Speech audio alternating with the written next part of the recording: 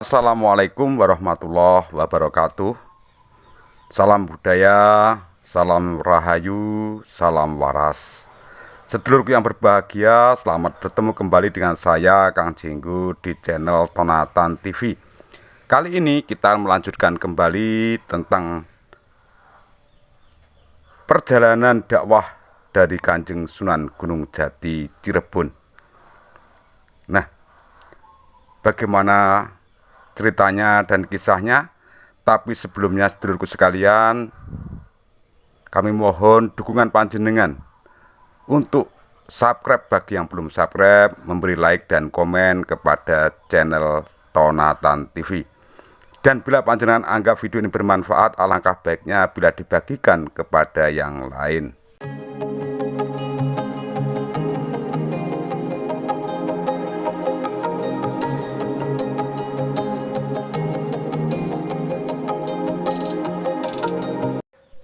Usaha dakwah yang dilakukan Syarif Hidayat sesuai tugasnya sebagai guru agama Islam, yang kemudian menjadi anggota wali, mula-mula dilakukan di Gunung Sembung dengan memakai nama Sayyid Kamil.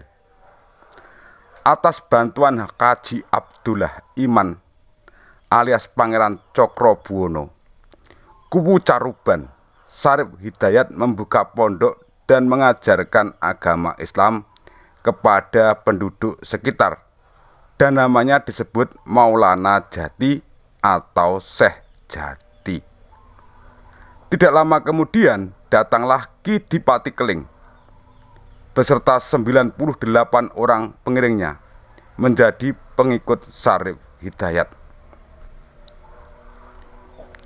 Salah satu strategi dakwah yang dilakukan Syarif Hidayat dalam memperkuat kedudukan sekaligus memperluas hubungan dengan tokoh-tokoh berpengaruh di Cirebon adalah melalui jalur pernikahan seperti yang kita kisahkan kemarin. Kita berpatokan juga kepada Serat Purwoko Carubanagari, Babat Cirebon, Negara Kertabumi, Sajarah Banten, dan Babat Tanah Sunda mencatat bahwa Syarif Hidayat Susuhunan Gunung Jati menikah tidak kurang dari 6 orang perempuan sebagai istri. Dikisahkan Syarif Hidayat menikah untuk kali pertama dengan Nyai Babadan, putra Ki Gedeng Babatan, yang membuat pengaruhnya meluas dari Gunung Sembung hingga wilayah Babadan. Namun, sebelum dikaruniai putra, Nyai Babatan dikisahkan meninggal dunia. Carita Purwaka Carubanagari menuturkan bahwa atas perkenan Pangeran Cakrabuana Syarif Hidayat dikisahkan diangkat menjadi tumenggung di Cirebon dengan gelar Susuhunan Jati, yang wilayah kekuasaannya meliputi pesisir Sunda dan menjadi Panetogomo atau pemimpin yang mengatur keagamaan di bumi Sunda yang berkedudukan di Cirebon, menggantikan Syekh Nurul Jati yang sudah wafat. Syarif Hidayat Susuhunan Jati tinggal di Kedaton Pakungwati bersama Pangeran Cakrabuana sebagai pelindungnya.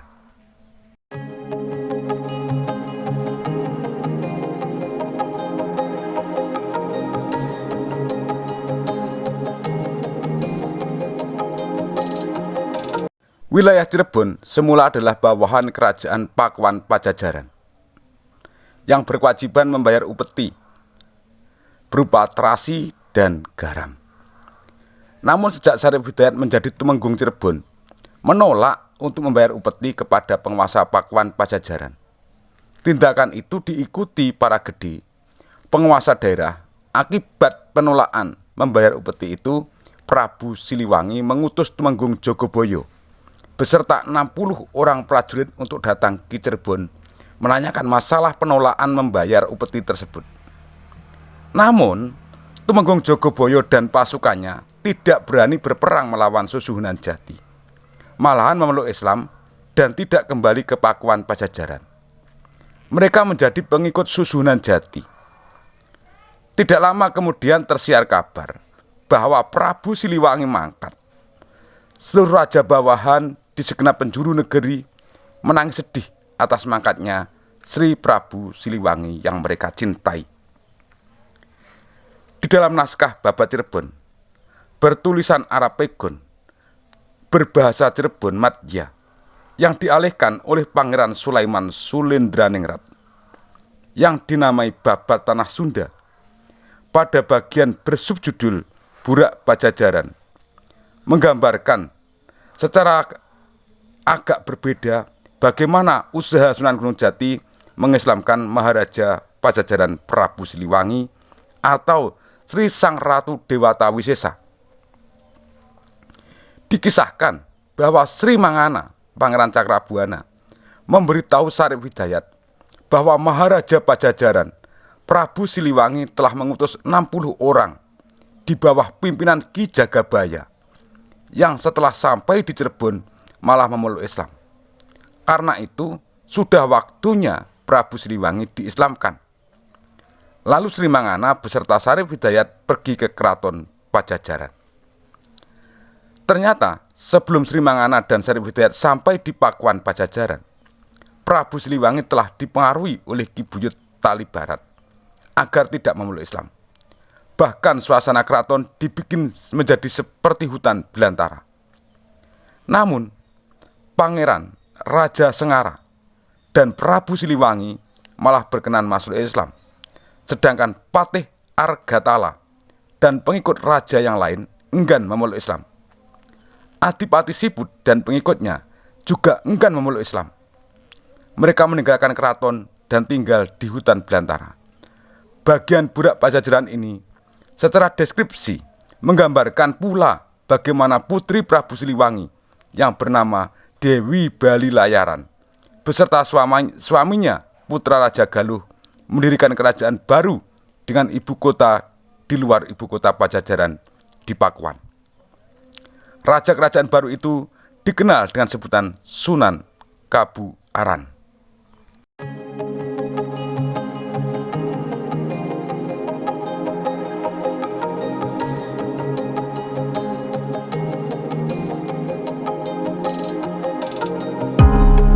Sedulurku, bagian Burak Pajajaran ini juga mencatat tentang 18 orang keluarga Prabu Siliwangi yang lari dari keraton Pakuan Pajajaran dan menjadi penguasa kecil di berbagai daerah, seperti Sunan Pajengan di Kuningan, Sunan Mayak di Taraju, Boros Ngora di Panjalu, Raden Tetel di Gunung Bandung, Raden Laweyan di Pasir Panjang, Sang Hyang Pandahan di Ukur, Sang Hyang Kartamana di Limbangan, Sang Hyang Sogol di Maleber, Sang Hyang Mayak di Cilutung, Dalem Narasinga di Kejaksan, Dalem Naya di Ender, Sunan Ranjam di Cihaur, Liman Sanjaya di Sundalarang, Prabu Sedang Lumu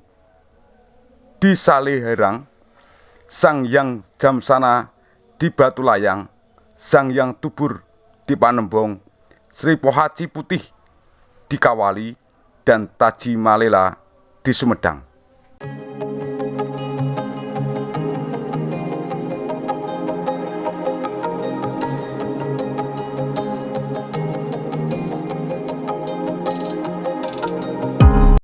Sedangkan pada bagian naskah yang diberi judul Jeng Maulana Insan Kamil Sinareng Ki Kuwu Cirebon tumindak ing Banten, dikisahkan bagaimana Syarif Hidayat bersama Sri Mangana dari keraton Pakuan Pajajaran melanjutkan perjalanan ke barat menuju Banten.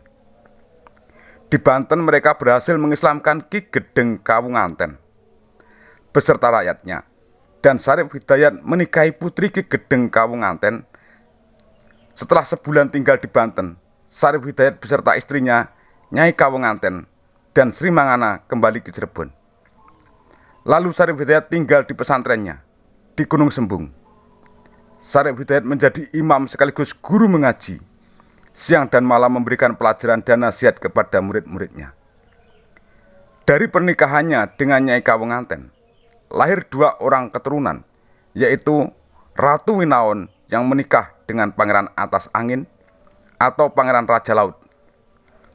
Putra kedua adalah Pangeran Sabakingkin yang kelak menjadi Sultan Banten bergelar Sultan Hasanuddin. Syarif Hidayat dikisahkan menikahi pula seorang perempuan Cina bernama Ong Tin, yang menurut legenda adalah putri Kaisar Cina dari dinasti Ming yang bernama Honggi. Karena putri Kaisar, maka Ong Tin digelari Nyimas Rara Sumedang, atau ada yang menyebut Putri Petis, karena menurut cerita ia dianggap suka dengan petis. Hasil pernikahan dengan putri Ong Tin, Syarif Hidayat dikaruniai seorang putra, tetapi meninggal sewaktu bayi. Tidak lama setelah kematian bayinya, putri Ong Tin meninggal dunia. Syarif Hidayat kemudian menikahi Nyai Syarifah Baghdadi, adik Maulana Abdurrahman, yang dikenal sebagai Pangeran Panjunan.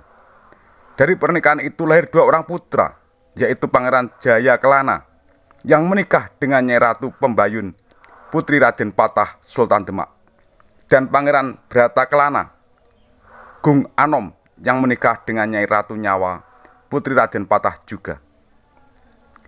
Istri Syarif Hidayat yang lain adalah Nyai Tepasari, putri Kegedeng Tepasan, Adipati Tepasana, seorang pejabat Majapahit yang berkuasa di Tepasana, Lumajang.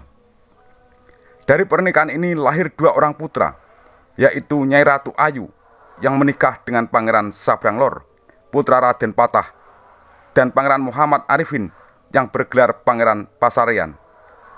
Sementara dari pernikahan Syarif Hidayat dengan Nyimas Roro Kerta, putri Gedeng Jatimerta, lahir seorang putra yang dinamai Bung Cikal.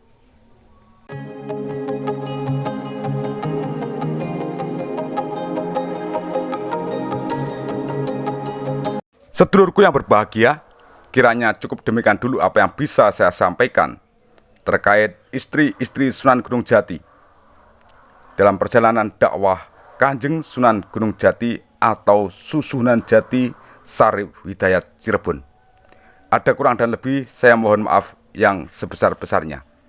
Trering ungkapan ono rino ono opo, ono awan ono pangan, salam budaya, salam rahayu, salam waras. Wassalamualaikum warahmatullahi wabarakatuh.